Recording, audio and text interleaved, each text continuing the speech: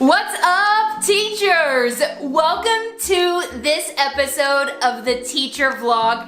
My name is Monica Genta, and we are dishing out another super engaging episode of the Teacher Vlog this week. I have invited my friend Jacob to the episode, and we are literally talking about literacy.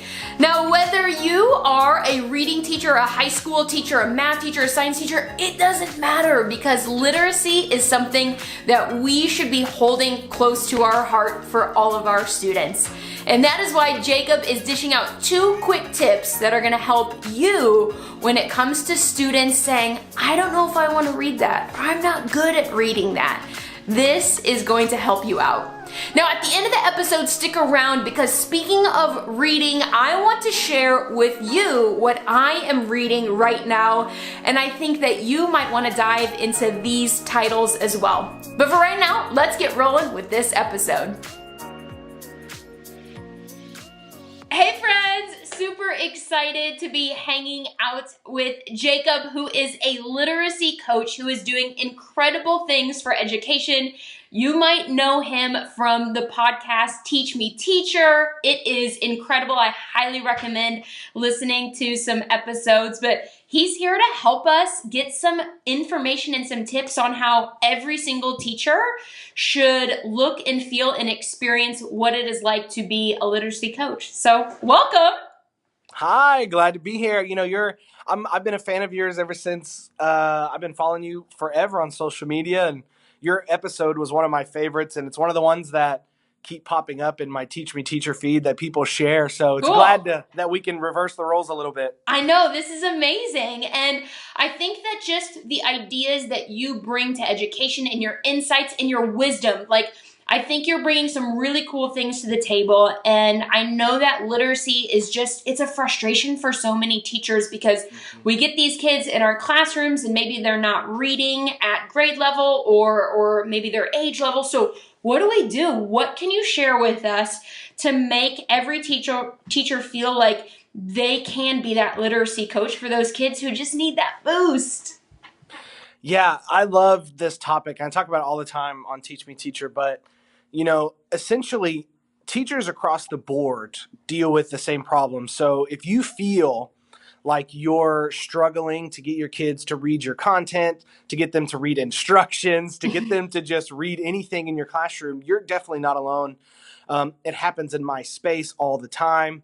I've taught at only Title I campuses.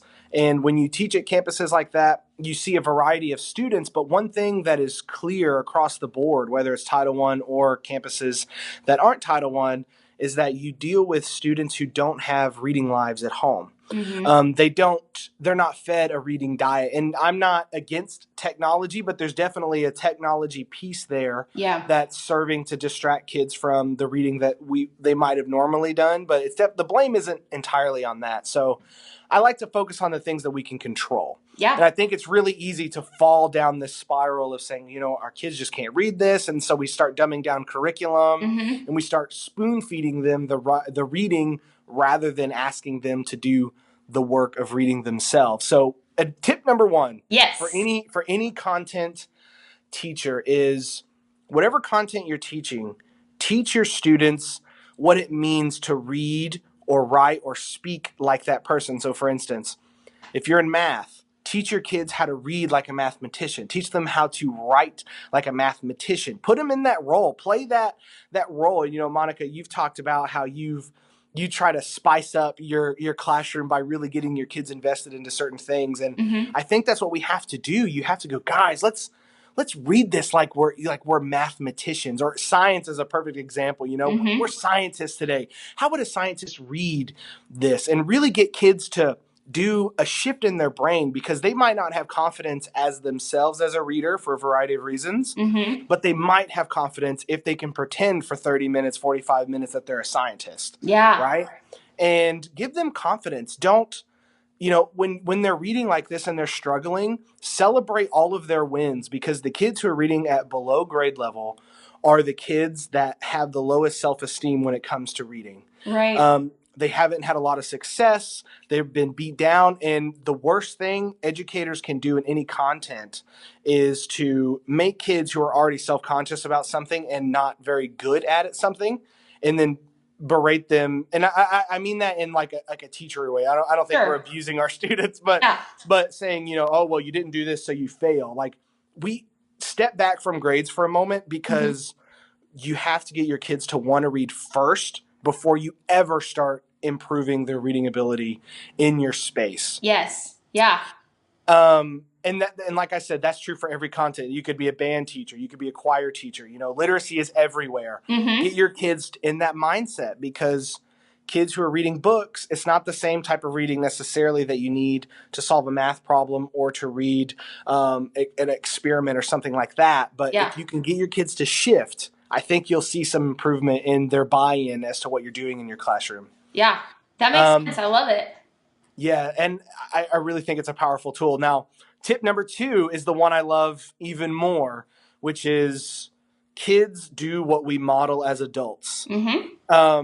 Kids watch everything you do. When kids are apathetic in my room, or they're lazy or something like that, I always turn the mirror to myself. And I'm like, man, am I showing that to them? Like, am I not feeling it today? Am I not bringing the energy? So in regards to reading, I encourage every teacher to have a book in their room somewhere. Maybe just sitting on the whiteboard saying, this is what I'm reading.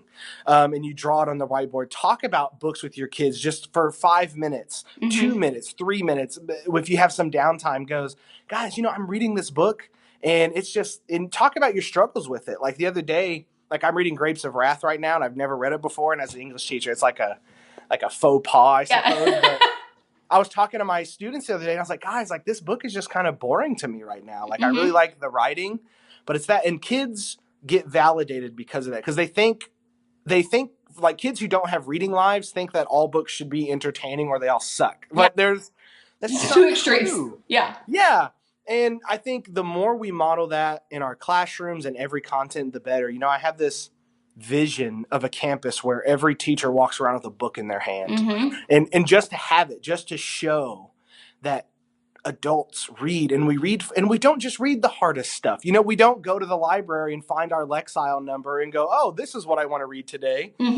Sometimes I read popcorn fiction like Stephen King, and sometimes I up my game a little bit and read some Tolkien or Faulkner or something like that, right?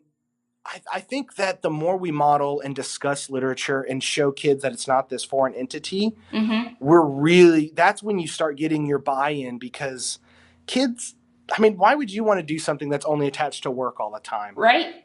And, have fun with, teach them that literature's fun. It's not just something you read, write a summary on, and then answer a 10-question test on. Literature is the foundation of so many cultural principles that we have to model that. So my response is, that's how we become literacy coaches, really, in every classroom and every school. Is coaching is about being able to guide people, but it's really also about just building those relational capacities to where,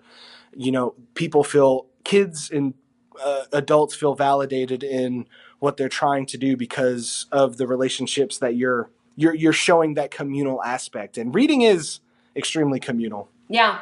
And I think that goes perfectly with what you said at the very beginning, because you said we have to be feeding our kids a reading diet. And I think we have to put ourselves in check as well. Like, what am I feeding myself? Like, what am I reading? And not just for myself, but am I showing kids that I'm practicing what I'm preaching? And I love your vision of the campus where every single adult is carrying a book, because in the buildings that I've taught in, that's the expectation, that you have all of your materials for your class, plus you have your free reading book. We should be carrying our free reading books in our teacher totes. Not that we maybe have time for free reading at school, but at least we have that book with us. Yeah, and I really do. There's so much power. I've had teachers from all over email me and say, hey, my kids aren't reading, or I feel like I can never get them to read. And I've had some teachers on campus, both campuses I've worked at, say that. And my response is, well, how much are you reading? Because it's a correlation. Yeah. like I said, kids model what they see. And if they see us reading, if they see us having a diet of rich literature, both internet, comic books, nonfiction, fiction, everything you could think of, you're going to see the change happen. But it takes effort. Yeah, awesome. I love Jacob's question of, what are you reading? Right? If we as teachers want our kids to be diving into books, we probably should be too. So what am I reading right now? I actually decided to pick some things that are themed in leadership. Right now I'm reading a lot of great things about leadership. One of those is Simon Sinek's Leaders Eat Last. This is a highly recommended book. Whether you are a building leader or a teacher leader, this is how to help your team come together in a really impactful way. Another awesome book about leadership for educators, Lead Like a Pirate. Oh my gosh, this is like the Bible of leadership in schools. Again, whether you are an instructional leader or the building leader or principal in your district, this is full of fun and engaging ideas to help you to bring leadership to the next level. Finally, one that I want to talk about is 180 Days of Awesome.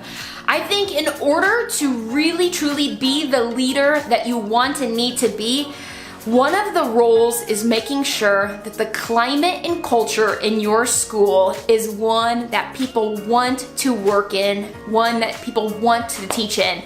And that's what 180 Days of Awesome is all about. Leading the type of educator lifestyle where you are walking into your classroom and celebrating every day of education. Guys, digging into those books is going to help you transform not just your classroom, but also your mindset as you walk into your schools. Guys, thank you so much for watching this episode. Connect with Jacob on Instagram. Check out one of those books. Links are below if you want to check out 180 Days of Awesome or the other two great titles. But most importantly, I want you to walk into your school this week and remember one really important thing. Hey, you got this.